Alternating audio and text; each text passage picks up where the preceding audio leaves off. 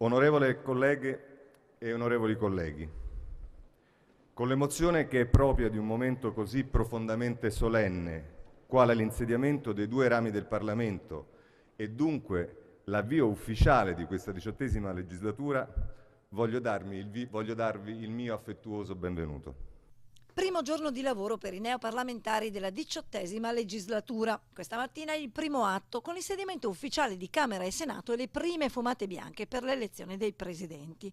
Tra i parlamentari al debutto anche tanti bassanesi che non hanno certo mancato di mostrare sui social network l'emozione del loro primo giorno.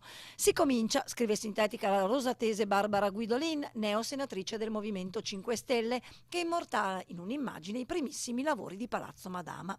In riferimento al Veneto invece è il filo conduttore dei post pubblicati dagli onorevoli leghisti Silvia Covolo e Germano Racchella.